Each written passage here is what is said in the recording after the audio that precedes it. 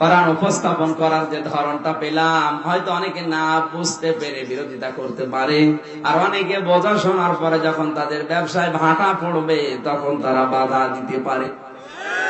যেমন মাওলানা মিজানুর রহমান কাজ অনেকে বাধা দিচ্ছে,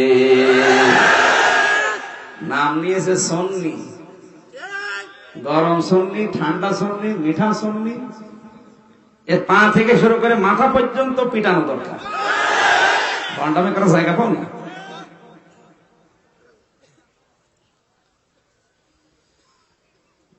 কোরআন কারীম উপস্থাপন করার ধারণা সে বুঝেছিল যে সমাজে অসঙ্গতি আছে এই জায়গায়, এখানে অ্যান্টিবায়োটিক দেওয়া লাগবে, এখানে হোমিওপ্যাথি দেওয়া লাগবে, কোন জায়গায় কি দরকার অবশ্যই তার মর্যাদা জ্ঞান যোগ্যতা আছে, এই জন্যই দেয়। যাদের ব্যবসা ভাটা পড়ে তারা তখন উল্টা পাল্টা নাম নিয়ে বিরোধিতা করে, তখন বলে যে জামাতের ক্যাডার, শিবিরের ক্যাডার, আন্দাজে নাম দিয়ে দেয়। আমারে নাম দিয়েছে আমি নাকি শিবিরের কেন্দ্রীয় লিডার। উল্টা পাল্টা ফতোয়া দিয়ে আপনি আসলে ফতোয়া ওই জন্য বানিয়ে না, আপনি বানিয়েছেন এই কারণে যেন মানুষের সেন্টিমেন্ট অন্যদিকে ঘুরিয়ে অন্তত এই হক কথাগুলো সমাজে প্রচার হতে না পারে। আমি যে ব্যবসা করে খাচ্ছি এ তো কেউ জানে না, কথা বলছেন। যার 12,000 মুরিদ আছে এই দেশে, 1 টাকা করে দিলে 12,000 টাকা এক মাসে ওর চলে যায়। কি ব্যবসা দেখেছে? সব চিটারি বাটপারি ভণ্ডামি, আর এই মানুষগুলো মানুষকে ধোঁকা দেয় যে তোর কোনো চিন্তা নেই, কিয়ামতে আমি তোরে পার করে নিয়ে যাবো। আলহামদুলিল্লাহি রাব্বিল মাশরিকাইনি ওয়া রাব্বিল মাগরিবাইন আল্লাযী খালাকা কুল্লা শাইইন যাওজাইন ওয়া আওজাবা আলাইনাল ইহসানা বিল ওয়ালিদাইন ওয়া নাশহাদু আন লা ইলাহা ইল্লাল্লাহু ওয়াহদাহু লা শারীকা লাহু واشهد ان محمدا عبده ورسوله سيد الكونين صلى الله عليه وعلى اله واصحابه واتباعه اجمعين ليلا ونهارا في الطرفين فقد قال الله تعالى في كلامه المجيد وبرهانه التوحيد জবান খুলে পড়ে না আউযু বিল্লাহি মিনাশ শাইতানির রাজিম বিসমিল্লাহির রহমানির রহিম তাব্বাত ইয়াদা আবি লাহাবিন ওয়া তাব্বা মা আগনা আনহু মালুহু ওয়া মা কাসাব سيصلى نارا ذات لهب وامرأته حمالة الحطب في جيدها حبل من مسد وقال تعالى في آية أخرى لها 7 أبواب لكل باب منهم جزء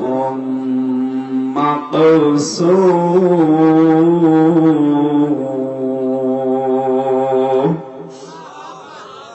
عن علي رضي الله تعالى عنه قال قال النبي صلى الله عليه وسلم يوشك أن يأتي على الناس زمان لا يبقى من الإسلام إلا اسمه ولا يبقى من القرآن إلا رسمه مساجدهم عامرة وهي خراب من الهدى علماؤهم شر من تحت يدين السماء من عندهم تخرج الفتنة وفيهم تعود رواه البيهقي وما زادهم إلا إيمانا وتسليما اللهم صل على محمد وعلى آل محمد كما صليت على إبراهيم وعلى آل إبراهيم إنك حميد مجيد اللهم بارك على محمد وعلى آل محمد كما باركت على إبراهيم وعلى آل إبراهيم إنك حميد مجيد আলহামদুলিল্লাহ, প্রশংসা আদায় করছে আমাদের মালিক, আমাদের মনিব, মহান রব্বুল ইজ্জাত আল জালালের দরবারে, যিনি দিনাজপুর জেলার সদর থানার অন্তর্গত রুদ্রপুর তাফসীরুল কোরআন মাহফিলে দিনের বেলায় হাজারো কাজ ছিল আমাদের, সব বাদ দিয়ে দল মত জাতি বর্ণ ধর্ম নির্বিশেষে কোরআনের অনুষ্ঠানে হাজির হওয়ার তৌফিক দিলে খুশি হয়ে বলছে আলহামদুলিল্লাহ। মাহফিলের সম্মানিত সভাপতি আলহাজ মকবুল হোসেন, প্রধান অতিথি যারা মোহাম্মদ এমদাদ সরকার, বিশেষ অতিথি অনেকগুলো মানুষের নাম দেখতে পাচ্ছি, একটা একটা করে নাম বললে অনেক সময় লেগে যাবে। একবার দোয়া করে দিলাম ওয়ারফা'না লাকা যিকরাক। কি আপনাদের পছন্দ হচ্ছে না দোয়া? এখানে একটা একটা করে দোয়া করি, আর নাম ধরে তো 15 মিনিট খেয়ে যাবে। একবার দোয়া করলাম এই জন্য। শিক্ষক ছাত্রকে জিজ্ঞাসা করছে, ভাই ভোট বানান কর। Sir A B C D E F G H I J K L M N O P Q R S T U V W X Y Z. কি করবি? এর ভেতরে আছে, আপনি বানান করি। এর ভেতরেই তো আছে নাকি? এর ভেতরে আছে না? যে ডবল ও ডি এর ভেতরে আছে, আমি বলে দিলাম, আপনি বানান করি। আমি একবারে দোয়া করেছি, আপনি জোরে বলবেন আমিন। মঞ্চে বসা আলহাজ আহসান আলী সহ নামনাসানা অন্যান্য ওলামা ইকরাম, মাহফিলের বরেণ্য সদস্য যারা, সভাপতি, সেক্রেটারি, ক্যাশিয়ার, আল্লাহ রাব্বুল আলামিন যে মা তাদেরকে পেটে নিয়েছে, আল্লাহ যেন খাদিজাতুল কুবরার মতো বানিয়ে দেন। সামনে বসা মুসলমান ভাইরা, পর্দার আড়ালের সম্মানিতা মা এবং বোনেরা, প্রশাসনের ভাইরা, প্রাণপ্রিয় দিনাজপুরবাসী, এটা যেহেতু একটা ইবাদত, এখন এটা কি বিশ্বাস হচ্ছে তো? এখানে আসা বসা, শ্বাস প্রশ্বাস, নিঃশ্বাসে নেকি হচ্ছে। আপনি যতক্ষণ বসে থাকবেন নামাজের মতো সওয়াব পাবেন। এটা আমার আল্লাহ দিয়েছেন এই কারণে, কোরআন শরীফ এখানে আছে তাই। কোরআন না থাকলে আমির হামজার বাপ আসলে হতো না। কোরআন উপস্থাপন করার কিছু ধরন আছে। এটার মমতাজের গান না যে ফাইটটা যায় জোড়া নেওয়ার বুদ্ধি নেই, হবে। কোরআন উপস্থাপন করার একটা ধরন আছে। কি ধরন? সে কি আল্লাহ নিজে শিখিয়ে দিচ্ছেন। কিতাবুন উনজিলা ইলাইকা ফালা ইয়াকুন ফি সাদরিকা হারাজুম মিনহু লিতুনযিরা বিহি ওয়া যিকরা লিল মুমিনিন। সূরা আরাফের 2 নম্বর আয়াতে আল্লাহ জানিয়েছেন, হে নবী, এই কিতাব আপনাকে আমি আল্লাহ দিয়েছি, আপনি খেলা করবেন। এটা একটা ক্লাস, ছাত্রের মতো জবাব দেবেন। কোরআন শরীফ কি খেলা করার জন্য দিয়েছে? কি করবেন এটা দিয়ে? ফালা ইয়াকুন ফি সাদরিকা হারাজুম মিনহু লিতুনযিরা বিহি, আপনার মনের ভেতরে যেন কোনো সংকীর্ণতা, সংশয়, সন্দেহ, দ্বিধা, দ্বন্দ্ব, ভয়, ভীতি কাজ না করে। কি করতে গিয়ে? এ কোরআন প্রচার করতে গিয়ে মানুষকে সতর্ক করার ব্যাপারে। বিশেষ করে আপনি যখন কোরআন প্রচার করবেন, সতর্ক করবেন কোরআন দিয়ে, ওই সময় আপনার মনের ভেতরে যেন কোনো ভয় ভীতি কাজ না করে। এখন দেশে কোরআন প্রচার করতে গেলে ভয় ভীতি নেই, আছে মানে ফাইদা ক্বরাতাল কুরআনা ফাস্তাইদ বিল্লাহি মিনাশ শাইতানির রাজিম। সূরা নাহলের ৯৮ নম্বর আয়াতে আল্লাহ জানিয়েছেন, হে নবী আপনি যখন কোরআন পড়বেন তখন শয়তান থেকে আমার কাছে আশ্রয় চান। ফাস্তাইজ আমর হাজির মারুফের সিগা, আদেশ দিচ্ছে কি? কথা বলা লাগবে। আদেশ আল্লাহ সরাসরি দিচ্ছে যে শয়তান এবং শয়তানের চালা চামুন্ডা যারা আছে ওদের থেকে আপনি আত্মরক্ষা করে দূরে সরে এরপরে কোরআন পড়ো। ওয়ালা তাহিনু ওয়ালা তাহজানু ওয়া আনতুমুল আ'লাউনা ইন কুনতুম মুমিনিন। আল্লাহ তাআলা বলেন, হে নবীর সাহাবীরা, উহুদ যুদ্ধ থেকে ফিরে আসার পরে এই আয়াত নাযিল হচ্ছে, হে নবীর সাহাবীরা ভয় পেও না, চিন্তা করবা না, ওয়া আনতুমুল আ'লাউন, অবশ্যই আমি আল্লাহ তোমাদের বিজয় দেব, ইন কুনতুম মুমিনিন, যদি মুমিন হও। এখানে কাজ দুইটা, একটা আল্লাহ আর একটা আমাদের। আপনি আছেন ময়দানে, আছেন? আল্লাহর কাজ কি? শব্দের সিরিয়াল দেখেছেন? ওয়ালা তাহিনু ওয়ালা তাহজানু ওয়া আনতুমুল আ'লাউনা। আল্লাহ প্রথমে বলেন আমি বিজয় দেব। বিজয় দেওয়ার মালিক কে? এজন্য আল্লাহ প্রথমে এই শব্দটা দিয়েছেন, ওয়া আনতুমুল আ'লাউন, আমি আল্লাহ বিজয় দেব। দ্বিতীয় কাজ কি? ইন কুনতুম মুমিনিন, যদি মুমিন হতে পারো। তাহলে প্রথম কাজ কার? দ্বিতীয় কাজ আমাদের। আমার তো মনে হয় নবীজির ইন্তেকালের পর থেকে ৩০ বছর বেশ ভালোভাবে চলেছিল, এরপরে ১৪০০ বছর পার হয়ে যাচ্ছে। এই আয়াতের কাঙ্ক্ষিত মানের মুমিন আজও আমরা তৈরি হতে পারিনি, এই জন্য আমরা বিজয় পাই না। তাছাড়া কোরআনের এই ঘোষণা মিথ্যা হওয়ার কথা কখনো না। হয় আল্লাহর এই বক্তব্য মিথ্যা হবে অথবা আমাদের কর্মকাণ্ড মিথ্যা হবে, যে কোনো একটা। অবশ্যই আমাদের কোন জায়গায় যেন রং হয়ে যাচ্ছে, আমরা আবিষ্কার করবো আজকে ওই রংগুলো। আছেন তো? কোরআন প্রচার করার ধরন এখানে আল্লাহ শিখিয়েছেন দুইটা, একটু খেয়াল করেন। হারাজুন শব্দের ব্যাখ্যায় আমি দুইটা অর্থ পেয়েছি। এক নম্বরে, হে নবী আপনি কোরআন যখন প্রচার করতে যাবেন, তাফসীর ব্যাখ্যা বিশ্লেষণ দেবেন, তখন দেখবেন সমাজে অনেক মানুষ আপনার বক্তব্য বুঝবে না, না বুঝে ওরা হয়তো বিরোধিতা করতে পারে। এরকম পজিশন দেশে আছে না? দ্বিতীয় নম্বর কি? সমাজে প্রচলিত এমন এমন নিয়ম নীতি চালু করা আছে, আবহমান কাল থেকে মানুষ করে আসছে ধর্মীয় বিশ্বাস নিয়ে। আপনি যখন কোরআনের তাফসীর ব্যাখ্যা বিশ্লেষণ করবেন, অর্থ বলবেন, তখন ওগুলোর সাথে মিলবে না। ওই মানুষগুলো তখন আপনার বিরোধিতা, শত্রুতা, এমনকি হাদিয়া তোফা যারা দিত, নজর নেওয়াজ, ওইগুলো বন্ধ হয়ে যেতে পারে। এই অবস্থাও দেশে নেই। হিসাব করে বলেন তো, আল্লাহ বাদে কারো কথা কোরআনে আছে? নেই, যে তার প্রমাণ কি? লারয় বাফি মানে কোরআনে সন্দেহ নেই। ওয়ালাউ তাকাব্বালা আলাইনা বা'দাল আকাবিল লাখাযনা মিনহু বিল ইয়ামিন সুম্মা লাকাতানা মিনহুল ওয়াতিন। সূরা আকাব ৪৪, ৪৫, ৪৬ নম্বর আয়াত।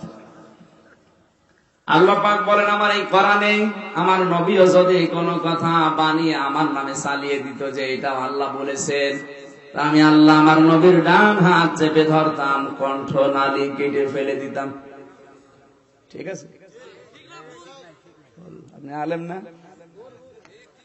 এরকম আলেম হলে হবে না, গবেষণা করা লাগবে। সিলেবাস ভুক্ত আলেম যারা, তারা ঠিক বলছে, অথচ এই কথাটা কিন্তু এখানে নেই। আমরা এইটাই লিখে পাশ করে এসেছি। তাহলে এখানে আছে কি একটু দেখি তো। লা আখাযনা, লা লামে তাকিদ, আখাযা মানে ধরা, না মানে আমরা, না মানে। এ কোন ক্লাসে পড়াচ্ছি আমি? আরে ভাই, খোদা নাই, আমার লাগার কথা। আমি কালকে সকাল ৭:৩০টায় খাবার খেয়েছি, আর এই পর্যন্ত। তা আপনার তো কোথা লাগার কথা না? আপনি তো সকালে অন্তত খেয়েছেন নাকি? জবাব দিচ্ছেন না মানে? আমি বলে দিচ্ছি, তারপরেও আপনি বলতে পারছেন না, আপনি তো ফেল করবেন। শিক্ষক পরীক্ষার হলে যে বলছে, এখানে লেখ আমাদের। স্যার আমাদের লিখবো, আমাদের লিখতে কয়টা অক্ষর লাগবে? ৪টা। প্রথমে কি? আ। আ কেমন হয়? ওরে যদি এইভাবে লিখে দেওয়া লাগে, ওকে কিয়ামতের আগে পাশ করবে। আপনারা আমি বইলে বইলে দিলাম, লা মানে অবশ্যই তাকিদ, এটা আখাযা মানে ধরা, না মানে আমরা, না মানে এই কথা বলছে কে? আল্লাহ বলেন অবশ্যই আমরা ধরতাম।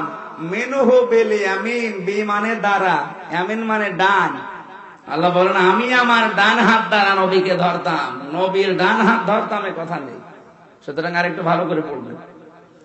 এই বাংলাদেশে এরকম প্রায় ৭৭টা আয়াতের সরল অর্থ অনুবাদ ভুল করা আছে। গিরিশ চন্দ্র সেন এই লোকটা সর্বপ্রথম বাংলা অনুবাদ করে নাই। এমন এমন শব্দ ওর মন মতো লাগিয়েছে, কারণ তো আমাদের ধর্মের না।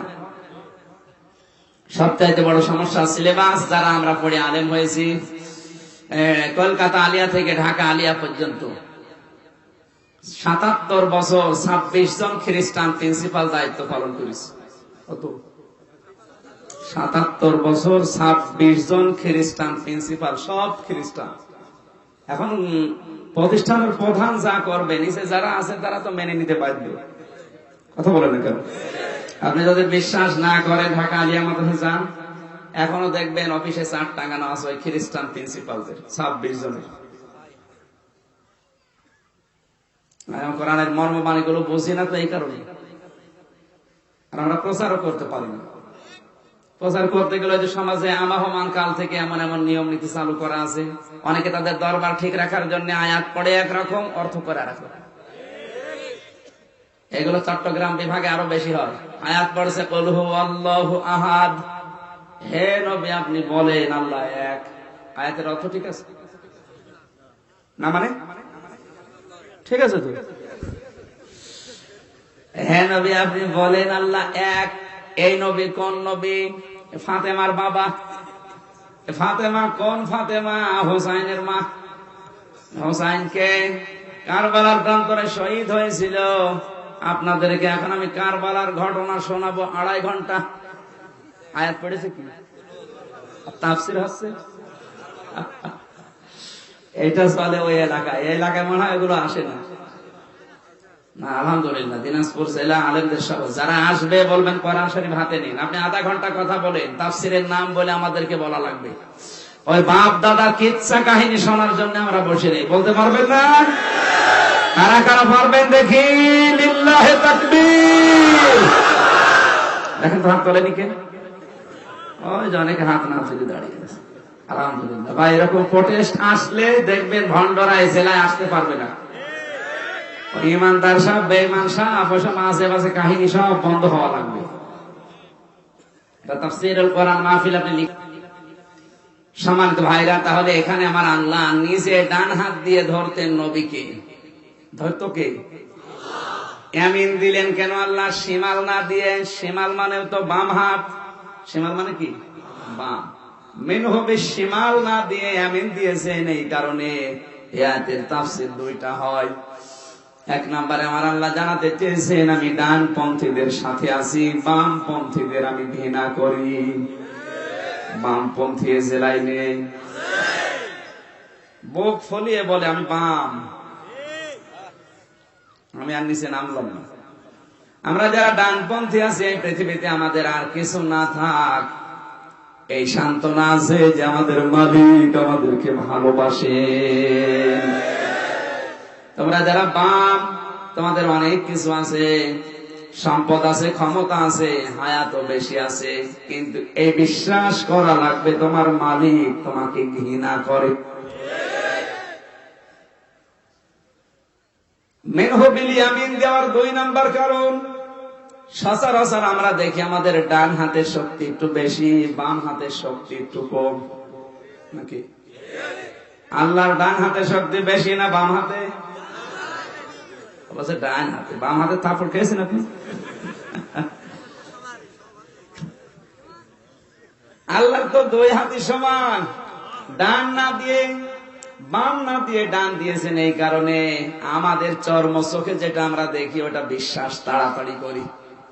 আমরা দেখি ডান হাতে মজবুত করে ধরা যায়, আর বাম হাতে ধরলে ওটা অত মজবুত হয় না।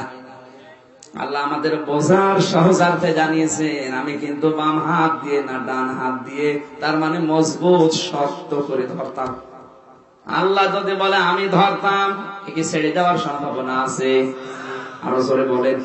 তাহলে কোরআন কত অথেন্টিক আপনি আয়াত থেকে বুঝে ফেলেছেন। এর ভেতরে নবীজি পর্যন্ত কোনো কথা দেওয়ার ক্ষমতা রাখে নাই। এর পুরা কথা কার? আরো জোরে। কোরআন উপস্থাপন করার যে ধরনটা পেলাম, হয়তো অনেকে না বুঝতে পেরে বিরোধিতা করতে পারে, আর অনেকে বোঝা শোনার পরে যখন তাদের ব্যবসায় ভাটা পড়বে তখন তারা বাধা দিতে পারে। যেমন মাওলানা মিজানুর রহমান কাজ অনেকে বাধা দিচ্ছে, নাম নিয়েছে সুন্নি। গরম সুন্নি, ঠান্ডা সুন্নি, মিঠা সুন্নি, এর পা থেকে শুরু করে মাথা পর্যন্ত পিটানো দরকার। ভণ্ডামি করার জায়গা পাও না।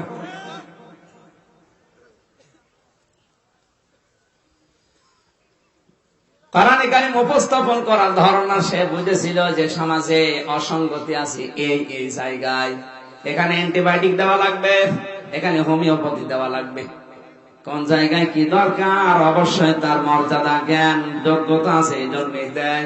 যাদের ব্যবসা ভাটা পড়ে তারা তখন উল্টা পাল্টা নাম নিয়ে বিরোধিতা করে। তখন বলে যে জামাতের ক্যাডার, শিবিরের ক্যাডার, আন্দাজে নাম দিয়ে দেয়।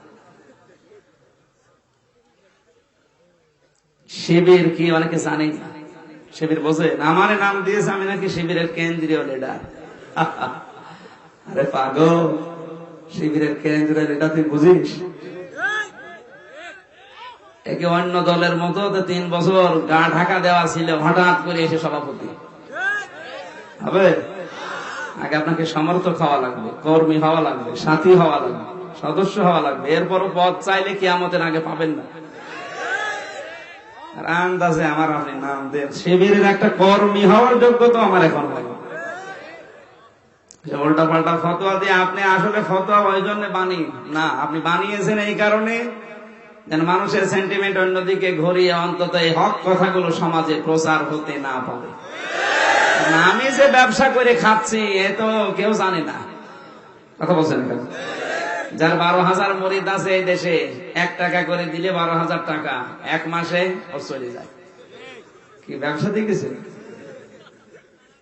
এগুলো সব চিটারি বাট করে ভণ্ডামি। আর এই মানুষগুলোই মানুষকে ধোঁকা দেয় যে তোর কোনো চিন্তা নেই, কিয়ামতে আমি তোরে পার করে নিয়ে যাবো। কিয়ামতে আপনার বাবা আপনাকে পার করতে পারবে না, পারবে না। তার প্রমাণ কি? এই যে চামড়া, আমার এই শরীরের ভেতরে 9,768 প্রকার চামড়া আছে। কত? 9,768 প্রকার চামড়া আছে পুরা শরীরের ভেতরে। এক এক জায়গার চামড়া এক এক রকম।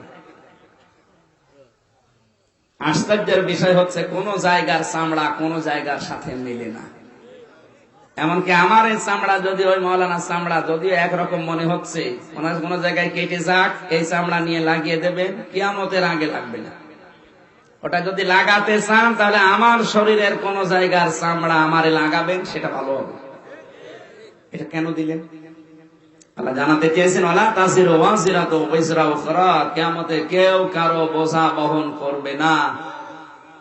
একজনের চামড়া আর একজনের সাথে মেলে না, তো কিয়ামতে তোর বোঝা নিয়ে জাহান্নাম থেকে বাঁচাবে। এ ভণ্ডামি তোরে শিখালো কে? আর তুই বিশ্বাস করিস? কত ভণ্ড আর তুই পাগল। আশ্চর্যের আর একটা বিষয় হচ্ছে মানুষের এই যে চামড়া 9,768 প্রকারের চামড়ার ভেতরে শুধুমাত্র হাতের এই উল্টা পিঠের চামড়াটা এই গর্দানের চামড়ার সাথে একটু মিল আছে।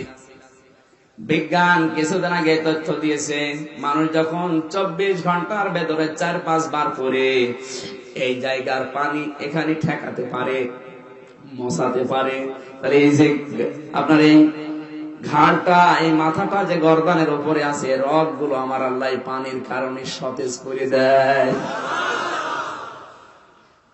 3 জন খ্রিস্টান বিজ্ঞানী অলরেডি শুধু এইটা দিয়ে মুসলমান হয়ে গেছে।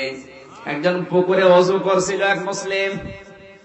ওরা 3 জন খ্রিস্টান বিজ্ঞানী এই জায়গাটা নিয়ে ওরা চিন্তা করছে এটা সতেজ রাখা যায় কি করে। ওখান থেকে বের হয়ে এসে দেখছে একজন পুকুরে উঁচু করছে, তিনজন মিলে গিয়ে ওরে হাত পা চেপে ধরে বলছে, আপনি আমাদের বাপ। কেন? আমরা আজ 13 বছর গবেষণা করে এই তথ্যটা পেয়েছি, আর আপনি দেখলাম যে আগে আবিষ্কার করে ফেলেছে, আপনি আমাদের বাপ। না, এ তথ্য কি? আমি তো কিছু বুঝলাম না। আপনি এখনো টের পাননি?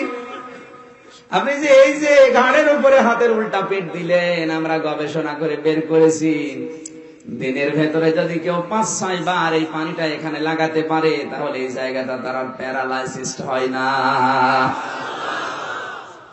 মুসলিম ডাক দিয়ে বলে, ভাইরা, এটা আমি আবিষ্কারক না, আপনারা ভুল বুঝতেছেন বাপ বলে। 1500 বছর আগে আমার নবী মুহাম্মদুর রাসূলুল্লাহ এটা আবিষ্কার করেছেন। শুধুমাত্র এই চামড়ার এই চামড়াটা বাদ দিয়ে শরীরের কোন জায়গার চামড়ার মিল নেই। আর একটা আছে, বাচ্চাদের কারণে বলতে পারলাম না। আমার ভাইরা, মানুষের এই শরীরে 3.5 হাত বডিতে আল্লাহ সিকিউরিটি কোড দিয়েছেন 5টা। কয়টা? 5টা সিকিউরিটি লক দিয়েছেন। আমার এই যে মোবাইলটা, ওখানে লক মারা আছে, আপনি আন্দাজে খুলতে পারবেন না। 5টা অক্ষর টিপ দেওয়া লাগবে, ওটা শুধু আমি জানি। কি বুঝতেছেন? আপনার শরীরের ভেতরে আল্লাহ 5টা সিকিউরিটি লক দিয়েছেন। 1 নম্বরে আপনার এই চামড়া, একজনের সাথে আর একজনের এটা মেলে না। 2 নম্বরে মানুষের কণ্ঠের স্বর। এই যে 4 আঙ্গুল জায়গা থেকে এক একটা কথা তৈরি হতে 27টা স্তর পার করা লাগছে। আল্লামাহুল বায়ান এই আয়াতের ব্যাখ্যায় পাবেন, আমার আল্লাহ মানুষকে কথা বলার শক্তি দিয়েছেন। এই 4 আঙ্গুল কণ্ঠ থেকে এক একটা কথা তৈরি হতে কমপক্ষে 27টা স্তর পার করার পরে একটা কথা তৈরি হয়। আরো আশ্চর্য, এই কণ্ঠের যে কথা বের হচ্ছে 27টা স্তরে আমার আল্লাহ এমন ভাঁজ দিয়ে রেখেছেন, কারো কথার সাথে কারো কথার মিল নেই। যদি একজনের কণ্ঠের কথার সাথে আর একজনের কণ্ঠ হুবহু মিলে যেত, রাত 12টার সময় যদি মাহফিল শেষ করে আপনার বাড়িতে এসে বলতাম, ও গো দরজা খোলো, কাজ হতো না? উঠিয়ে যেত। আমার আল্লাহ কত মহাবিজ্ঞানী। 2 নম্বরে মানুষের জহব্বা, এর ভেতরে 357টা রেখা আছে। আপনি যদি 357 প্রকার খাবার একবারে জহব্বার উপরে ছেড়ে দেন, 357 প্রকার খাবারের স্বাদ বলে দিতে পারবে।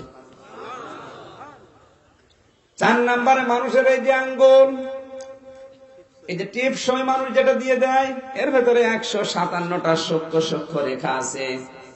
বিজ্ঞান জানিয়েছে, এটা আশ্চর্যের বিষয়ে, পৃথিবী তৈরি হওয়ার পর থেকে আজ পর্যন্ত এই রেখাগুলো কারো সাথে কারো মেলে না, কিয়ামতের আগে মেলার সম্ভাবনা নেই। অথচ রেখা মাত্র 157টা। আপনার এই রেখা চলাকালীন যদি দুনিয়ায় কেউ আসতে চায় না, আপনাকে আগাল মরণ দেবে। এরপরে এরকম একটা রেখা দিয়ে দুনিয়া মানুষ পাঠাবে। 5 নম্বরে মানুষের এই যে চোখ, এর ভেতরে 6টা জিনিস লুকিয়ে আছে। মনি, কর্নিয়া, লেন্স, ইকুয়াল, ডিপ ইকুয়াল। 6টা জিনিস আল্লাহ চোখের ভেতর থেকে 1,70,000 চিকন চিকন রগ মাথার সাথে 18টা জিনিসের সাথে আল্লাহ সংযোগ করে রেখে দিয়েছেন। এর প্রথমে আছে ফ্রন্টাল লব, এখানে 8টা জিনিস আল্লাহ রেখেছেন।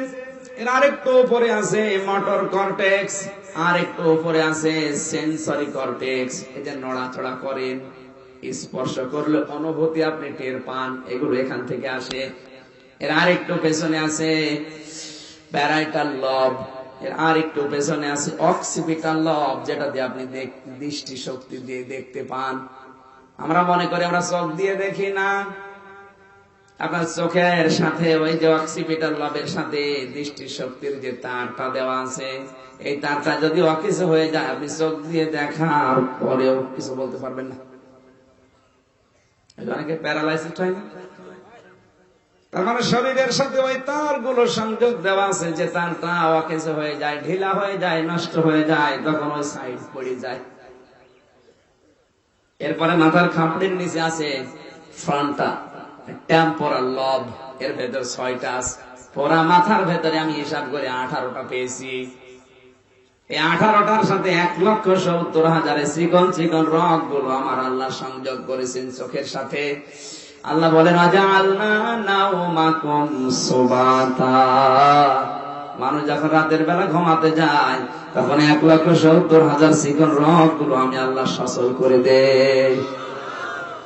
আপনাকে টাইট করতে তো আল্লাহর কিচ্ছু লাগবে না, মাত্র 3 দিন যদি ঘুম বন্ধ করে দেয় তাহলে ওই রগগুলো অকেজ হয়ে যাবে, দুর্বল হয়ে পড়বে, আপনি এমনিতেই পাগল হয়ে যাবেন। আর আপনি মস্তানি করেন। আপনাকে টাইট করতে আল্লাহর কিছু লাগবে? আব্রাহাকে টাইট করতে তাও তো সেই আবাবিল পাখি লেগেছিল। আমাদেরকে একটু ভয় দেখাতে তাও তো বুলবুল লেগেছে। আর আমার মনে হয় আমরা যে শক্তিশালী, আমাদেরকে কিছুই দেবে না, শুধু ঘুম বন্ধ করে দেবে।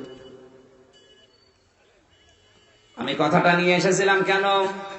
সমাজে প্রচলিত অনেক ধারণা মানুষকে দেওয়া হচ্ছে যে অন্তত তোর কোনো চিন্তা নেই, আমি আছি। আমি ঢাকাতে মগবাজারে 8 দিন হাসপাতালে জমান নামাজ পড়াই। গত পরশুদিন আমার টাঙ্গাইলে মাহফিল ছিল, শেষ করে গেলাম তখন রাত 3টা বাজে। ওখানে লেখা আছে পাক দরবার শরীফ। রাত 3টা বাজে তখন গান হচ্ছে আর বাজনা হচ্ছে। ওকে দিয়ে দেখি 2 জন বসে আছে, একজন আর একজনকে বলছে আমাদের অন্তত কোনো চিন্তা নেই, বাবা আছে। কি বিশ্বাস দেখেছি?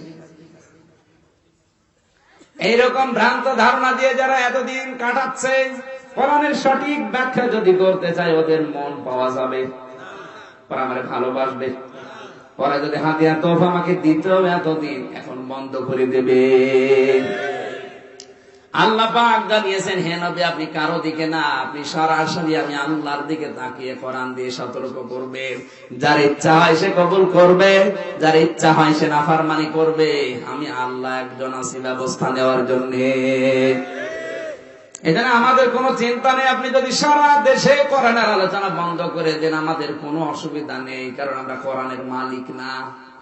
কি এমনকি এই জমিনেরও মালিক আমরা না, আমরা কোরআনের খাদেম, কামলা, শ্রমিক, লেবার, যাই বলে।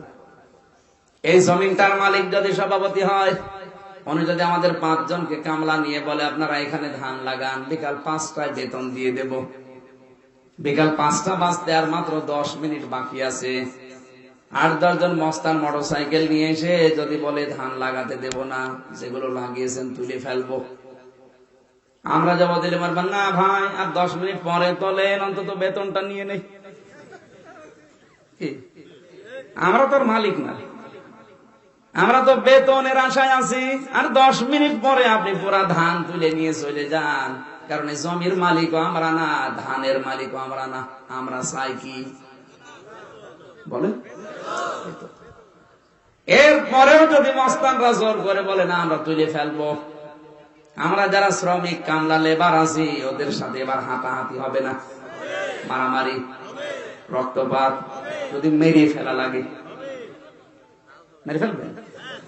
ঠিক আছে, কারণ আমার বেতন দরকার, বেতন না হলে আমার সংসার চলবে না। কথা বলেন না কেন? 47 বছর হয়ে গেল এই দেশটা স্বাধীন হওয়া। অনেকেই লেবার কামলা যারা আছে আল্লাহর এই জমিনে চেষ্টা চালিয়ে যাচ্ছে আল্লাহর বিধান কোরআন কায়েম করা, কিন্তু অনেক মস্তানের কারণে হয় না। বিভিন্ন কায়দায় বাধা দেয়, আর এই বাধা দিতে গিয়ে মাঝে মাঝে এই লেবার আমরা যারা শ্রমিক আমাদের সাথে হাতাহাতি, মারামারি, রক্তপাতকে মেরে ফেলাও লাগে। কারণ আমাদের ধান বাকি। আরো জোরে জোর হলো না? বিকাল 5টা মানে জীবনের শেষ দিন, আর বেতন মানে জান্নাত। আমাদের আশা তো ওইটা। আপনি বাধা দিয়ে কি করবেন? দরকার আপনাকে মেরে ফেলবো, তাও আমার বেতন নেওয়াই লাগবে। এরপরেও যদি আপনি তুলে ফেলেন, হয়তো আমরা শ্রমিক হিসাবে আপনার অস্ত্রের সামনে কিছু বলতে পারলাম না, আমাদের একটু কষ্ট হবে যে বেতন পেলাম না তাই। তাছাড়া ওই জমিনে ধান হোক বা না হোক আমাদের ওইগুলো কোনো টেনশন নেই, কারণ জমির ধান হলেই কি আর না হলেই কি। কথা বলছেন না? কিন্তু জমির যিনি মালিক, সভাপতি, আওয়ামী লীগের দেখলাম উনি সভাপতি, ওনার ক্ষমতা আছে, কথা বলছেন না কেন? মাহফিলের প্রধান অতিথি এমদাদ ভাই, এখন উনি ক্ষমতায় আছে আওয়ামী লীগের, উনি এর পরেও মস্তানদেরকে কিছু বলছে না, বুঝতে হবে উনি এখন দুর্বল। উনি যদি এখন সামনাসামনি কিছু না বলে আপনাকে বুঝে নিতে হবে হয়তো এখন কিছু বলে না, সেদিন গোপনে ধরবে, গুম করে ফেলবে। এমদাদ ভাইয়ের চাইতে আমাদের মালিক যিনি, এই জমিনের যিনি মালিক, কোরআনের মালিক, তার শক্তি একটু কম। 47 বছরে তার জমিনে তার কোরআন কায়েম হয় না। আমরা যারা শ্রমিক, আমাদেরই যদি রাগ হয় তাহলে মালিকের কি একটু কষ্ট হয় না? কিছু বলে না কেন? বলে না, হয়তো সামনাসামনি ধরলে আপনি আবার গালি দেবেন যে কেমন আল্লাহ। গোপনে যেদিন ধরবে আল্লাহর কসম আপনাকে বাপ বলারও সময় দেবে না।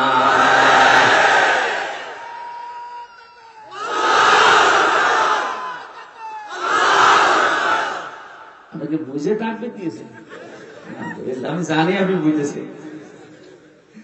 যাতে মাতাল হলো তাহলে ঠিক আছে। এক বাচ্চা ছেলে শুধু ফুল ছেড়ে পাশের বাগান, ওই বাগানের মালিকের ছেলে এসে বলছে, চাচা আপনার বাচ্চা শুধু ফুল ছেড়ে একটু নিষেধ করতে পারেন না? নিষেধ করবো মানে ওর মাথা খারাপ, এই জন্য ও ফুল ছেড়ে। ওই বাচ্চাটা বলছে, চাচা ওর মাথা খারাপ, এই যে আমাদের বাগানের পাশে আপনার বাগান, ওই বাগানের ফুল তো ছেড়ে না। চাচা বলছে, ভাতিজা ওর মাথা খারাপ। অত খারাপ না, নিজের বাগান অন্তত ছেড়ে। আমি কি বললাম আপনি বুঝেছেন? আমি জানি অন্তত ওই লোকটা অবশ্যই বুঝেছে। কথা বলেন না কেন? আপনি খেয়াল করে দেখেন, আমার এই জীবনের ছোট্ট, আমার 28 বছর বয়স, এই ছোট্ট জীবনে আমি যতটুকু দেখেছি, এই বাংলাদেশে যারা কোরআনে কারিম কায়েম হতে দেয় না, বিরোধিতা করে, একটাকে আল্লাহ ভালোভাবে মরণ দেয়নি, সবগুলো ক্যান্সারে। আমি নাম নাই নিলাম। সুতরাং আমাদের বাধা দিয়ে কোনো লাভ নেই। আপনি নিজের পায়ে নিজে কোড়াল মারছেন, আপনি আল্লাহর টার্গেট হয়ে যাচ্ছেন। আপনি টার্গেট কার? আরো জোরে।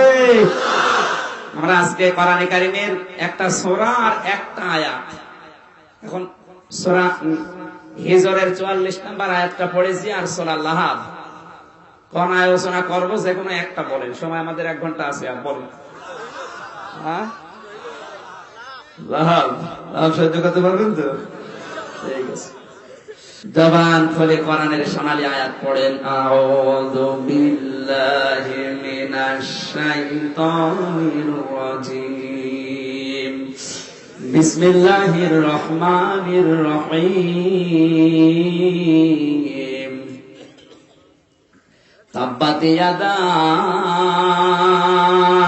আবি লাহাবি ওয়া তাব্বা মা আগনা আনহু মালুহু ওয়া মা কাসাব সায়াসলা নারান যাতা লাহাব আমরাতুহু হাম্মালাতাল হাতাব ফি জিদিহা হাবলুম মিন মাসাদ।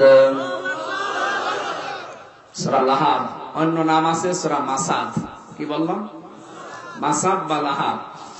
এর ভেতরে আয়াত আছে 5টা, অক্ষর আছে 77টা, শব্দ বা জমলা আছে 23টা। আপনি কি আছেন ময়দানে? যদি একবার সওয়াবের নিয়তে সূরা লাহাব পড়ে তাহলে 770টা নেকি তার আমলনামায় আল্লাহ লিখে দেবে। এখানে আসার পরে আজকে যদি কিছু নাও হয়, অন্তত 770টা নেকি অলরেডি আমলনামায় হয়ে গেছে। এবার আমরা যাচ্ছি ব্যাখ্যায়। বিশ্বনবী মুহাম্মদুর রাসূলুল্লাহ সাল্লাল্লাহু আলাইহি ওয়াসাল্লাম নবুয়তের 3য় বছরে এই সূরাটা পেয়েছিলেন। 3 বছর তিনি গোপনে প্রকাশ করলেন, ইসলাম প্রচার করছিলেন। হঠাৎ সূরা শুআরার 122 নম্বর আয়াত নাযিল হয়ে গেল, ওয়াংদির মাশিরাতাকাল আকরাবিন। হে নবী, আর গোপনে না, এবার আপনি প্রকাশ্যে আপনার নিকটবর্তী যারা আছে তাদেরকে সতর্ক করেন। এখানে লক্ষণীয় বিষয় হচ্ছে আপনি সতর্ক করবেন কি দিয়ে? ওয়ানদির আশীরাতাকাল আকরাবিন, সতর্ক করতে হলে আপনার নিকটবর্তী যারা আছে তাদেরকে, আর সতর্ক করার জন্য আপনার মাধ্যম হবে কোরআন। সতর্ক করবেন কি দিয়ে? আমার এখানে আসার পর প্রথম তেলাওয়াত কিন্তু আয়াতই ছিল ওই আয়াতটা, ফালা ইয়াকুনু ফি সাদরিকা হারাজুম মিনহু লিতুনদিরা বিহি ওয়া যিকরা লিল মুমিনিন। জোরে বলেন আল্লাহু আকবার। হে নবী, এই কিতাব আপনাকে আমি দিয়েছি, শুধু সোমা খাবেন তাকের উপরে রেখে দেবেন না। এই কোরআন দিয়ে মানুষদেরকে আপনি সতর্ক করবেন, ভয় দেখাবেন। যাদের ভেতরে ঈমান আছে, মুমিন, তাদের জন্য এটা স্মারক উপদেশ। যদি বলেন সুবহানাল্লাহ। আমার বন্ধুরা, এখানে একটা শিক্ষা নেওয়া লাগবে। আজ বাংলাদেশ সহ বিশ্বে অনেকেই মানুষকে সতর্ক করে, কিন্তু কোরআন বাদ দিয়ে। কেউ বাবার জীবনে দিয়ে সতর্ক করছে, আমার বাবা এই করেছে, এই করেছে। তোর বাবা করেছে, আমি করবো কি? সতর্ক করা লাগবে কি দিয়ে? না বোঝার ভান করে থাকবেন না। বিশ্বনবী মুহাম্মদুর রাসূলুল্লাহ যতদিন তিনি কোরআন প্রচার করেননি, ততদিন তারপর আরব জানে একটা শত্রু ছিল না। ছিল 1 থেকে 40 বছর পর্যন্ত তার জীবনে কোন শত্রু আমরা পাইনি। সবাই তাকে বলতো আল আমিন, আস-সাদিক। এই একই মানুষ যখন কোরআন পেলেন 40 বছর বয়সে, 40 থেকে 63, এই 23 বছরে এখন আর তার শত্রুর অভাব হয়নি।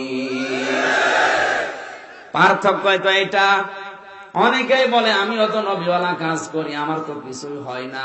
আরে বেটা, তুমি নবীওয়ালা কাজ না, তুমি মুহাম্মদ ইবনে আব্দুল্লাহর কাজ করো। কারণ তিনি 1 থেকে 40 বছর পর্যন্ত মুহাম্মদ ইবনে আব্দুল্লাহ ছিলেন, তিনি রাসূলুল্লাহ ছিলেন না।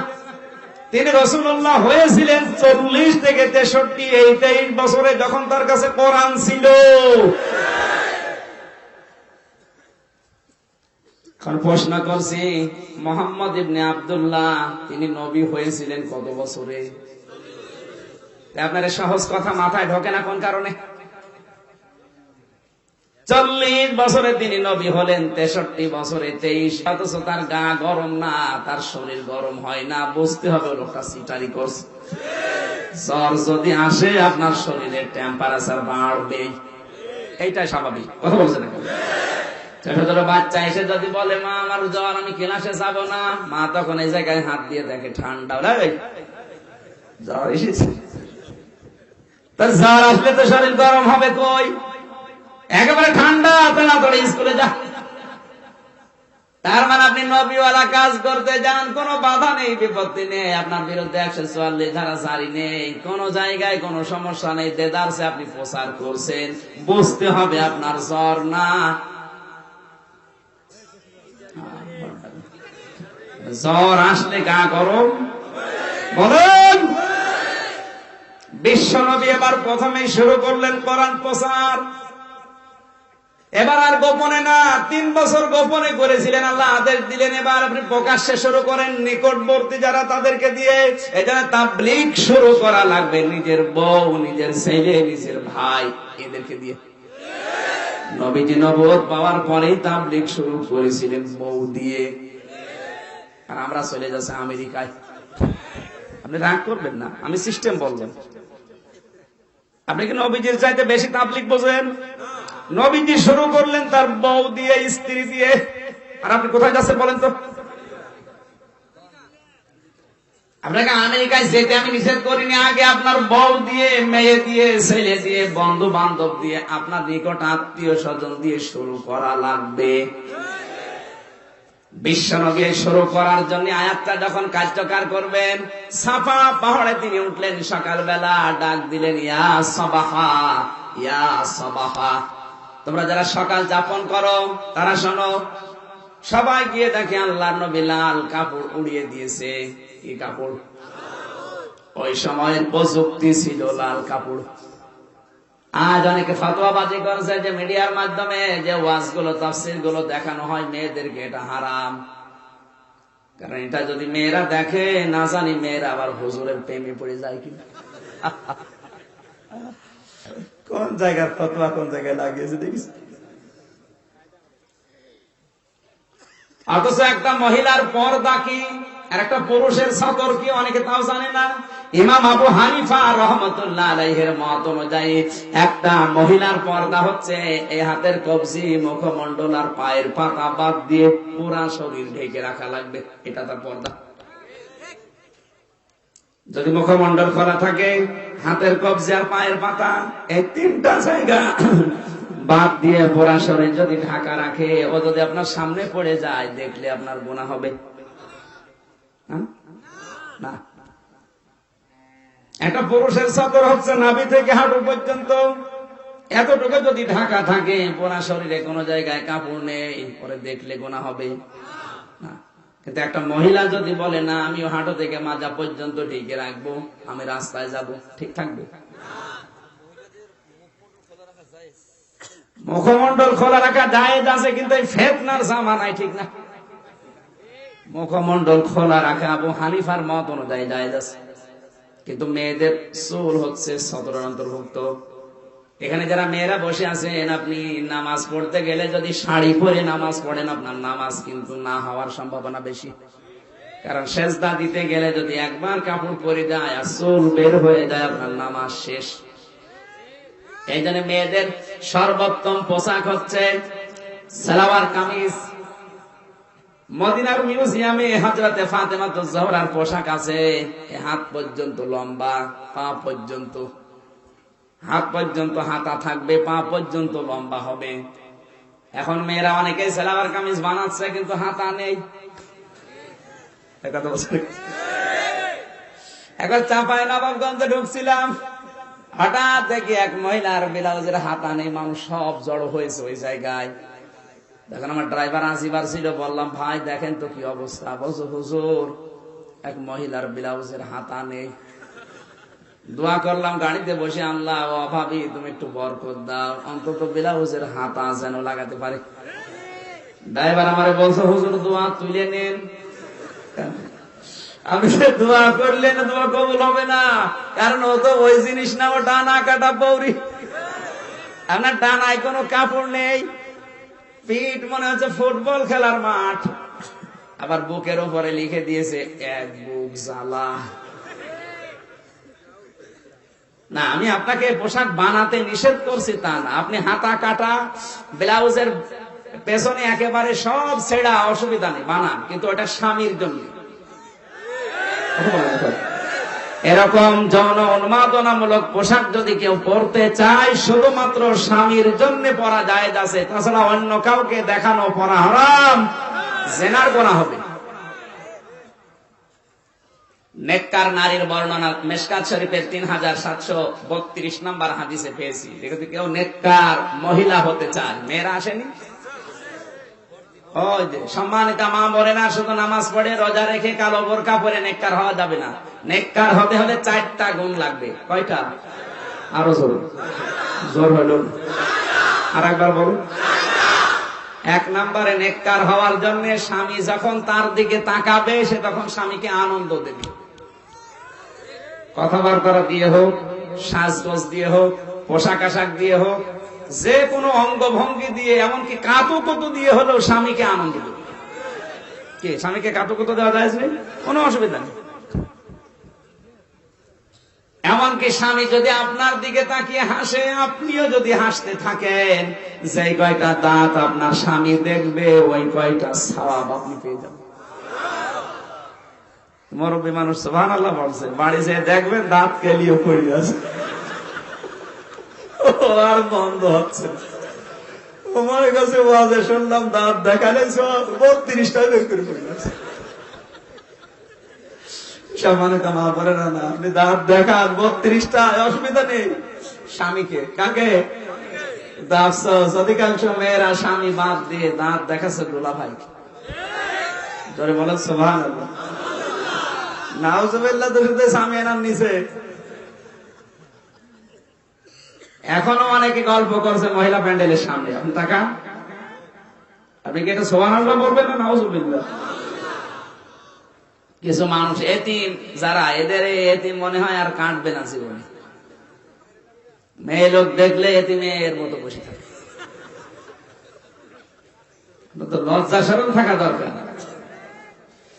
যারা শুধু স্বেচ্ছাসেবিকা বা স্বেচ্ছাসেবক যারা, তারা বাদ দিয়ে কেউ ওই লাইনে হাঁটবেন না। এদিকে চলে আসেন। নেককার মহিলা হওয়ার প্রথম গুণ হচ্ছে স্বামী তার দিকে তাকালে সে স্বামীকে আনন্দ দেবে।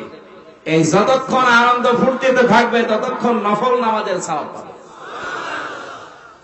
2 নম্বরে স্বামী যদি তাকে ডাক দেয় নিজের প্রয়োজনে, আরো যদি জায়েজ হয়, জীবন থাকতে আপনাকে মেনে নেওয়া লাগবে।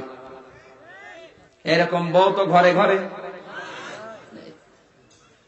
3 নম্বরে স্বামী যতটুকু ইনকাম করে, স্বামীর ওই উপায় ইনকামের উপরে আপনার চাহিদাকে নিয়ন্ত্রণ রাখা লাগবে। আপনার স্বামীর উপায় মাসে 30,000 টাকা, এমন বউ আপনি আপনার এই দিনাজপুরে বিউটি পার্লারে সাজতে চলে যায় 28,000 টাকা মাসে, তো বেচারা সংসার চালাবে কি দিয়ে? এই জন্য মা বোন যারা এসেছেন, আপনার স্বামী যতটুকু উপায় করে ইনকাম করে অতটুকু নিয়ে আপনার চাহিদা নিয়ন্ত্রণ করা লাগবে। নেককার যদি হতে চান, আপনাকে আল্লাহ এই হুজুরের বাড়ি বিয়ে দিয়ে না দিতে সালমান এফ রহমানের সাথে বিয়ে দিতে পারতো না? এর ইনকাম প্রতি মাসে 20,000 আর ওর ইনকাম প্রতি মাসে 20 কোটি।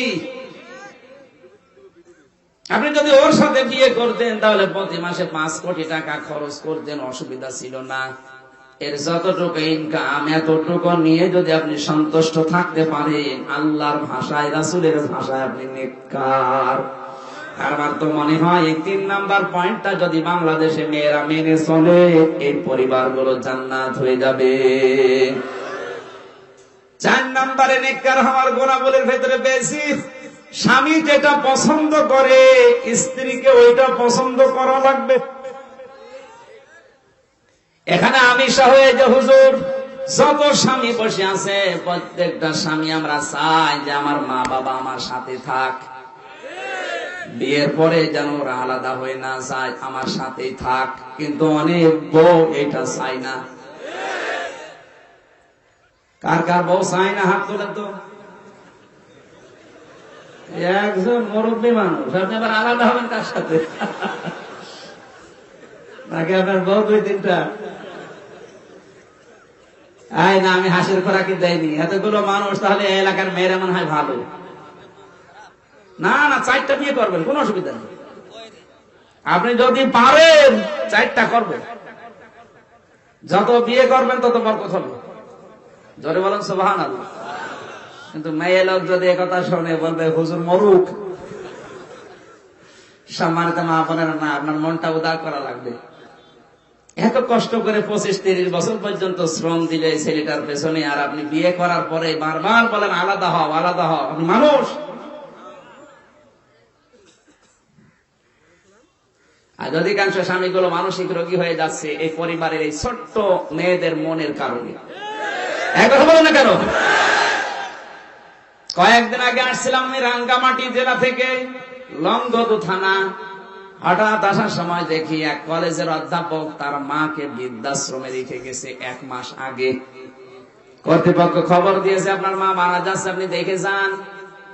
আমার বলছে হুজুর বৃদ্ধাশ্রম দেখবেন। যে দেখি ওর মা ওর হাত ধরে কাঁদছে, ডাক দিয়ে বলছে, বাবা আমি যখন মারা যাব আমার মাথার উপরে ফ্যানটা তুই পাল্টিয়ে দিবি। ছেলে বলছে, মা তুমি তো মারাই যাবে, তখন আবার ফ্যান কি হবে? মা বলে, বাবারে আজ 1 মাস আমি এখানে আছি, ফ্যানটা নষ্ট। আমি বলেছি কর্তৃপক্ষ করে আমার কথা শোনে না। আমার তো মনে হচ্ছে কিছুদিন পরে তোর সন্তান তোর এখানে রেখে যাবে, আর তোর তো ফ্যান ছাড়া ঘুম হয় না। ছোটবেলা থেকে ফ্যানের বাতাস ছাড়া আমি ঘুম পাড়াতে পারি না, তোর কষ্ট হবে। এই জন্য আগে থেকেই তোর সতর্ক করলাম, তুই ফ্যানটা পাল্টিয়ে দিস। এই অবস্থায় দেখলাম ওর মা মারা গেল। হাও মাও করে কেঁদে বলে, হুজুরের দোষ শুধু আমার একা না, এ দোষ আমার বউ। 1 মাস আগে আমার বউ আমাকে বলেছে, এ বুড়ি যদি বাড়ি থাকে তোমার ভাত আমি খাবো না। আমার 2টা ছেলে মেয়ে আছে, তাদের মুখের দিকে তাকিয়ে আমি তালাকও দিতে পারি না, বাধ্য হয়েছি মাকে বৃদ্ধাশ্রমে রেখে যেতে। মা আমার মারা গেল। দিনাজপুরবাসী, আমার তো মনে হয় শুধু অধ্যাপক না, এখানে হাজারো মানুষ আমরা ওই রকমই বসে আছি। সম্মানিত মা বোনেরা, জানি আপনি বরদোয়া দিচ্ছেন, দেন। আপনার নেককার হওয়ার গুণাবলীর ভেতরে যে গুণ কয়টা আমি পেয়েছি বললাম, এখন আপনি মানবেন কি না মানবেন ওটা আপনার ব্যাপার। মেয়েরা শুধুমাত্র যদি শাড়ি পরে নামাজ পড়তে যায়, নামাজ ওদের সঠিকভাবে আদায় হবে না। ওদের সুন্নতি পোশাক সালোয়ার কামিজ, হাত পর্যন্ত হাতা লাগবে, পা পর্যন্ত লম্বা হওয়া লাগবে, সায়া পায়জামা নিচে পরা লাগবে, ব্লাউজ গায়ে থাকবে তাও ঢিলা ঢালা, আর একটা ওড়না দিয়ে মাথা আর বুকটা ঢেকে রাখা লাগবে। যদি হঠাৎ করে কারো সামনে পড়েও যায়, অন্তত পর্দার মতো ফরজ বিধান লঙ্ঘন হবে না। আমার মনে হয় স্ত্রী লোক যারা বসে আছে, মেয়ে লোক 5,000, 8,000, 10,000 টাকা দিয়ে শাড়ি না দিয়ে এই 350, 400 টাকা দিয়ে সালোয়ার কামিজ কিনে দিলে ওদের পর্দাও আদায় হবে, আমাদের টাকাও বেঁচে যাবে। ফতোয়ার মানবে?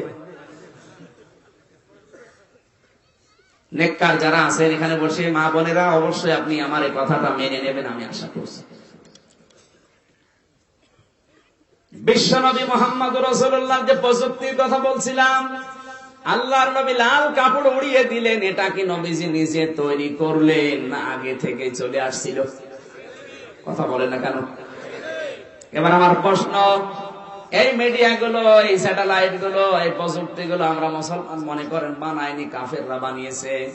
1,500 বছর আগে ইসলাম প্রচার করতে গিয়ে যদি নবী কাফেরদের তৈরি করা লাল কাপড় উড়িয়ে মানুষ জমা করতে পারে, তাহলে কাফেরদের তৈরি করা এইটা, কাফেরদের তৈরি করা এই মিডিয়া স্যাটেলাইট, এগুলো আমরা ইসলাম প্রচারে ব্যবহার করতে পারবো না কেন?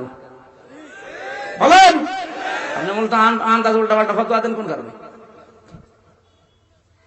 কোরআনে কারীম জানিয়েছে, ওয়া'ইদ্দু লাহুম মাসতাতাতুম মিন কুওয়াতি ওয়া মির রিবাতিল খাইলি তুরহিবুনা বিহি আদুওয়াল্লাহি ওয়া আদুওয়াকুম। আল্লাহ পাক সূরা আনফালের 60 নম্বর আয়াতে জানিয়েছেন, হে নবী আপনার উম্মতদেরকে বলেন, কাফের মুশরিকরা ইসলাম ধ্বংস করার জন্য যেটা হাতে নিয়েছে ওইটা তোমরা উল্টিয়ে ইসলামের পক্ষে কাজে লাগাও। আজ ইসলাম ধ্বংস করার বড় মাধ্যম এই মিডিয়া। কথা বলে না কেন?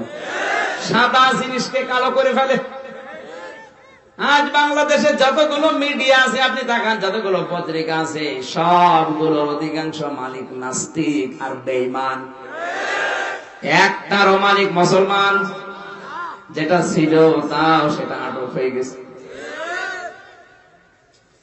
তো ওরা কোনদিন ইসলাম কিভাবে জিন্দা হয় সেই কাজ করবে, কি করে ইসলাম ডোবে সেই কাজ করবে, আর কইরেও যাচ্ছে তাই। তালকে তিল বানিয়ে ইসলামের নামে আজ জঙ্গিবাদ এটা ছড়িয়েছে এই মিডিয়ারা। ইসলামের নামে, ইসলাম নাম শুনলে মানুষ আজ মনে করে সন্ত্রাসী, এটা ছড়িয়েছে ওরা। আমাদের হাতে যদি আজ মিডিয়া থাকতো, আল্লাহর কসম যতগুলো সন্ত্রাসী কর্মকাণ্ড ওরা করে আমরাও প্রচার করতে পারতাম। নবীজি লাল কাপড় উড়িয়ে দিলেন, আবার বলছে এটা নিজে বানিয়ে না বানানো ছিল? বলুন, ইসলাম প্রচার করার জন্য না ধ্বংস করার জন্য? সবাই যখন এক জায়গায় হলেন, নবীজি যখন দাওয়াতি কাজ শুরু করলেন, সর্বপ্রথম যে লোকটা পাথর নিক্ষেপ করেছিল নবীজির দিকে, ওই লোকটাই নবীর চাচা আবু লাহাব। নবীজিকে আমার আল্লাহ এত বেশি মর্যাদা দিয়েছেন, তার দিকে যখন পাথর নিক্ষেপ করা হয়েছে, মুফাসসিরিন ইকরাম তাফসীরে মাযহারিতে আল্লামা সানাউল্লাহ পাদিপতি লিখেছেন, যদিও পাথরটা নবীজির শরীরে লাগে নাই, নবীর সামনে প্রায় 1 হাত জায়গা ফাঁকা ছিল, অতটুকু জায়গায় পড়েছিল। কিন্তু ওই যে লোকটা বরদোয়া দিয়ে নবীকে পাথর নিক্ষেপ করেছে, তাব্বা আলাকা আলিহাদা জামাতানা, মুহাম্মদ তুই ধ্বংস হয়ে যা, এই কারণে তুই আমাদেরকে একত্রিত করলি। আল্লাহ পাক এই কথাটা সহ্য না করে সঙ্গে সঙ্গে আবু লাহাবের নামে কোরআনের একটা সূরা নাযিল করে দিলেন, তাব্বাতি ইয়াদা আবি লাহাবি ওয়া তাব। তাব্বা ধ্বংস হয়ে গেছে। ও পাথর নিক্ষেপ করার সঙ্গে সঙ্গে আমার আল্লাহ আয়াত নাযিল করেছেন। আল্লাহ বলেন ধ্বংস হয়ে গেছে আবু লাহাবের 2 হাত এবং সে নিজে। অতাব্বা আমি আল্লাহ বলছি ও ধ্বংস হয়েছে। এ বর্দোয়াকার। এখানে শিক্ষা কি? ইয়াদা দিয়ে বসে না, এদুন এদা এখানে টাচ। কেন দিয়ে বসন দিলেন? আবু লাহাব তো আর আল্লাহর নবীকে 2 হাত দিয়ে পাথর মারে নাই। পাথর মেরেছিল কয় হাত দিয়ে? তাহলে এই হাত আল্লাহ ধ্বংস করে দিলেন। কারণ কি? এটা শুধু আবু লাহাবের জন্য খাস না। আপনি যখন এখান থেকে একটা কোনো জিনিস যদি এভাবে নিক্ষেপ করেন, দেখবেন এই হাত নড়াচড়া করছে। কথা বলেন না কেন? ও যদিও 1 হাত দিয়ে নবীদের দিকে পাথর নিক্ষেপ করেছিল, কিন্তু এই হাত নড়াচড়া করেছিল। আল্লাহ জানাতে চেয়েছেন ইয়াদা, আবু লাহাবের শুধু এই হাত না, এই হাত যেটা একটু নড়াচড়া করে সমর্থন জানিয়েছে, শক্তি দিয়েছে, সাহায্য করেছে, ওই হাতও আমি রাখলাম না, ধ্বংস করে দিলাম। 96% মুসলমানের দেশে কয়েকটা হিন্দু মাঝে মাঝেই নবীকে সন্ত্রাসী বলে, ধর্ষক বলে, উল্টা পাল্টা গালি দেয় নবীর স্ত্রীকে, নবীজিকে। আমার মনে হয় 96% মুসলমানের দেশে কখনো কোনো হিন্দুর ক্ষমতা হবে না। পেছন দরজা বাম হাতের মতো অনেকে নড়াচড়া দিচ্ছে। কারা দিচ্ছে না হয়তো জাতি জানে না, কিন্তু যিনি মালিক জানে না। আবু লাহাবের তো 1 হাত আল্লাহ ধ্বংস করে দিতে পারতো, 2 হাত কেন করেছে? কারণ ওই হাত নড়াচড়া দিয়েছে। আপনি আজ যদি পেছনের দরজা দিয়ে, ক্ষমতা দিয়ে, টাকা পয়সা দিয়ে, বিভিন্ন কায়দায় নড়াচড়া দিয়ে বলেন আমি তো পারি না, তুই কর, আমি আসি, যেদিন গজব আসবে আপনাকে আল্লাহ ছাড়বে না। আশা করছি কথার মর্ম আপনি বুঝেছেন। এই দেশটাকে আল্লাহর গজব পরিণত করার জন্য যারা পেছন দরজা দিয়ে কাজগুলো করছেন, আপনি থেমে যান, নয়তো আপনিও বাঁচবেন না। 96% আমরা, আর বাকি 4% ওরা। 4 ভাগের এত ক্ষমতা আসে থেকে? 2 দিন আগেও আমাদের নবীকে ধর্ষক বলে গালি দিয়েছে এক শয়তান। ওই হিন্দুর বাচ্চার কোনদিন ক্ষমতা ছিল না। অবশ্যই আমরা জানি ওর পেছনে কে যেন নাড়াচাড়া দিচ্ছে। যারা দিচ্ছেন তারা থেমে যান, নয়তো আল্লাহ কিন্তু গজব নাযিল করতে দেরি করবে না। কারণ তাব্বাত মাজির সিগা। এতটুকু আল্লাহ শেষ করেননি। মা গনা আনহু মালুহু ওয়া মা কাসাব। আল্লাহ পাক বলেন আবু লাহাবের যে সম্পদাদি, সন্তানাদি, ক্ষমতা কিচ্ছু কাজে আসে না। সে যা উপার্জন করেছিল, আবু লাহাব সাধারণ মানুষ ছিল না, সে ছিল ধর্মমন্ত্রী আবু জেহেলের। সে মন্ত্রিত্ব চালাতো। এই আয়াতগুলো নাযিল হওয়ার পরে বাড়িতে যে স্ত্রীকে ডাক দিয়েছে, উম্মে জামিল তুমি কোথায়? ছেলে ছিল তার 3টা, উতবা, মাতাবা, কোতাইবা। ছেলেদেরকে ডাক দিয়ে বলে মুহাম্মদ আমার নামে কবিতা বানিয়েছে গালি দিয়ে। কি কবিতা? মুহাম্মদ আমার নামে কবিতা বানিয়েছে, আমি এর জবাব দিতে চাই। মুহাম্মদের যে 2টা মেয়ে আমার বাড়ি আছে, এই 2টা মেয়েকে এই মুহূর্তে তালাক দেওয়া লাগবে। ছোট ছেলেটা খুব বাবা ভক্ত ছিল, উতাইবা, ডাক দিয়ে বলছে বাবা তুমি একটু দাঁড়াও, দেখো কি করি। নবীজির ছোট মেয়ে যেটা, ফাতেমার আগের যেটা, উম্মে কুলসুম, তাকে নিয়ে সরাসরি নবীজির বাড়িতে গিয়ে ডাক দিয়ে বলে মুহাম্মদ তোমার কাছে যে জিবরাইল আসে, ও জিবরাইলের কোরআন আমি মানি না। এমনকি তুমি নবী দাবি করো, তোমাকেও আমি মানি না।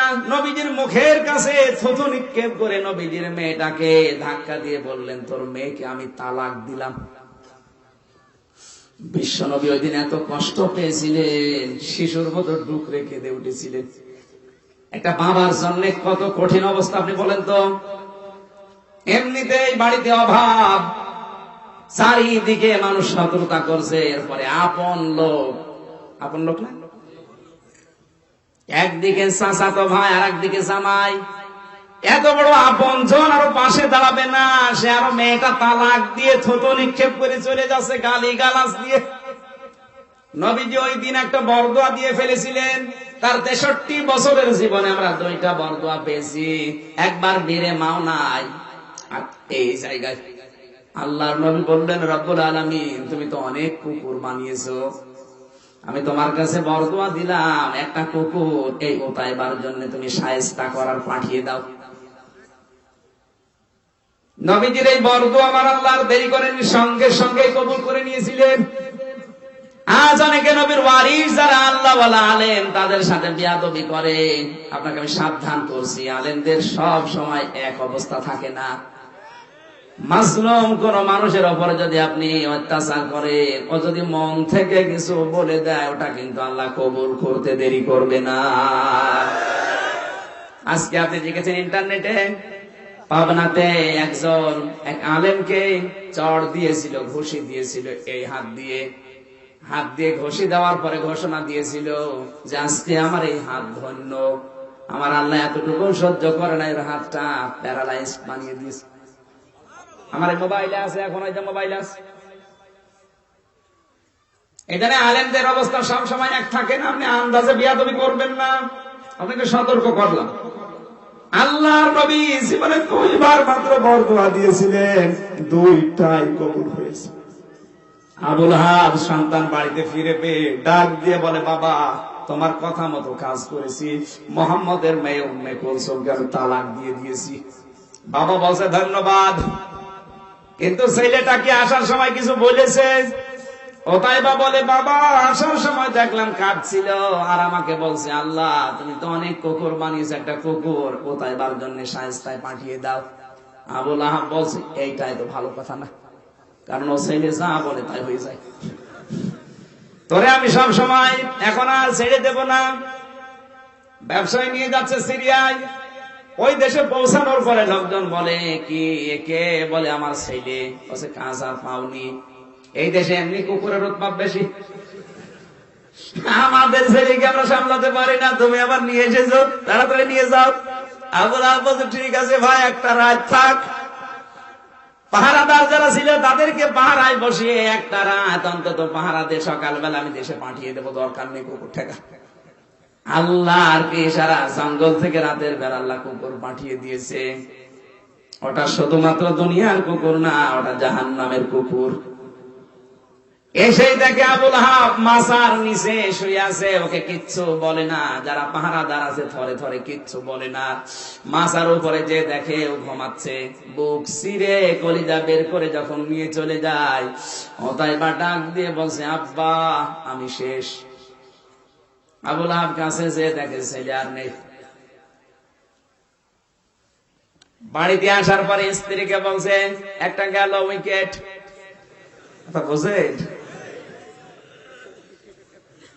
ওর স্ত্রী তো আরেক শয়তান। আল্লাহ বলেন আমরাতুহু হাম্মালাতাল হাতাব। ওর স্ত্রী কেমন শয়তান ছিল জানো? আল্লাহর নবী মুহাম্মদুর রাসূলুল্লাহকে কষ্ট দেওয়ার জন্য সব সময় স্বামীকে বুদ্ধি দিত, এইভাবে না এইভাবে করো, তাহলে কষ্ট বেশি পাবে। পথে কাঁটা পুঁতে দাও, ওর কাঁটা ফুটবে পায়ে।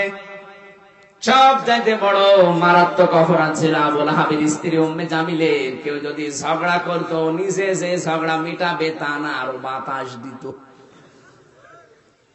একের কথা অন্যের কাছে লাগিয়ে তালাতালি করতো। এখানে মহিলা প্যান্ডেলে যারা আছে এদের ভেতরে এরকম মহিলা নেই? আছে মানে আপনি এখনই যান, এখনই যে দেখেন তালাতালি করছে,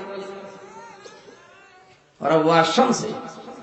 ও বউ এক টানে দেখবেন 5টা গিবত করা শেষ। সম্মানিত মা বোন যারা এসেছেন, জানি আপনি আগামী বছর আপনার স্বামীকে বলবেন ওই হুজুর যেন না আসে, ঠিক আছে আমরা আসবো না, কিন্তু আপনি তাড়াতাড়ি বন্ধ করেন। একের কাছে অন্যের কথা লাগানো, এটাতে কত বড় অপরাধ। এই অপরাধে যারা অপরাধী, আমার আল্লাহ তাদের দোয়া কবুল করা বন্ধ করে দেয়। কথা বুঝতেছেন? আজ আমাদের দোয়া কবুল হয় না, তার প্রমাণ এইটাই। মুসা আলাইহিস সালামের জামানায় অনেকদিন বৃষ্টি বন্ধ ছিল। তিনি উম্মতদেরকে নিয়ে এরকম চাটিয়াল ময়দানে বসে দোয়া করলেন, আল্লাহ তুমি বৃষ্টি দাও। 3 বার মোনাজাত করার পরও বৃষ্টি হয় না। উনি রাগে নবী রেগে গেলেন, ডাক দিয়ে বলে আল্লাহ তোমার কি মায়া লাগে না? বলে লাগে। বৃষ্টি দাও না। দেব না। বৃষ্টি দেবা না মানে? আল্লাহ পাক বলেন মুসা তুমি যাদেরকে নিয়ে দোয়া করছিলে ওদের ভেতরে নামিমা, তালাতালি করা, একের কথা অন্যের কাছে লাগিয়ে সম্পর্ক নষ্ট করা একজন লোক আছে। ও যতক্ষণ পর্যন্ত লোক আছে, একের কথা অন্যের কাছে লাগিয়ে সম্পর্ক নষ্ট করা লোক আছে। কে আছে আমি জানি না, তবে আছে অবশ্যই। সে লোকটা যদি থাকো বের হয়ে যাও, অথবা আমাদের সাথে তওবা করো। আর তওবা করলে মানুষ বেগুনা ব্যক্তির মতো হয়ে যায়। তওবা করে এবার মুনাজাত করলেন, সঙ্গে সঙ্গে আমার আল্লাহ বৃষ্টি নাজিল করে দিলেন। সম্মানিত মা বোন যারা এসেছেন, এই রোগটা আপনাদের ভেতরে বেশি আমি জানি। বারবার বলছি, এই রোগে যদি কেউ থাকেন, আপনার জন্য কিন্তু এই মাহফিল কবুল হবে না, মাঠে মারা যাবে। সুতরাং আপনি থেমে যান, আর তালাতালি করবেন না। এখানে যদি কেউ থাকেন, তালাতালি করা লোক চলে যান, নাইতে মাহফিল কবুল হবে না। যান, ওই যে একজন চলে যাচ্ছে, তালাতালি করা লোক একজন আছে, যান চলে যান। না লোক বসে পড়েছে, কি আশ্চর্য গো, এলাকায় এরকম 2 নম্বর মানুষ আছে। সম্মানিত ভাইরা, বন্ধ করা লাগবে এই কোনাটা। হাম্মালাত আল হাতাব, নবীজিকে অত্যাচার করার জন্য কাষ্ঠ বহন করে, তার মানে কাষ্ঠ, এই কাঠের উপরে যদি কেউ আগুন লাগায়, এর উপরে যদি কেউ তেল ঢেলে দেয়, ও জ্বলবে না লিখবে? আবু লাহাবের বউ এটা করত। সমাজ ভাইরা, আমরা লাহাব থেকে অন্তত এই শিক্ষাটা নিতে পারি। এই তালাতালি করা, বিশেষ করে এই রোগটা যাদের আছে, আপনি থেমে যাবেন। বিশ্ব নবী সহ এখন নবী নেই, নবীর ওয়ারিসরা আছে, আলেম ওলামা আছে, এদের সাথে শত্রুতা বন্ধ করা লাগবে। এদের বিরুদ্ধে যে ষড়যন্ত্র গুলো, এগুলো বন্ধ করা লাগবে। যেহেতু সূরা লাহাব এখনো দুনিয়ায় আছে, আমাদের আল্লাহর ক্ষমতাও এখনো আছে। উনি নবীর বিরুদ্ধে অবস্থান নিলে যা করতেন, আলেমদের বিরুদ্ধে অবস্থান নিলে আল্লাহ ওইটাই করবে, যদি আপনি সতর্ক না হন। আল্লাহ আমাদেরকে হেফাজত করুন, জোরে বলেন আমিন। বারাকাল্লাহু লানা ওয়া লাকুম ফিল কোরআনিল আযীম।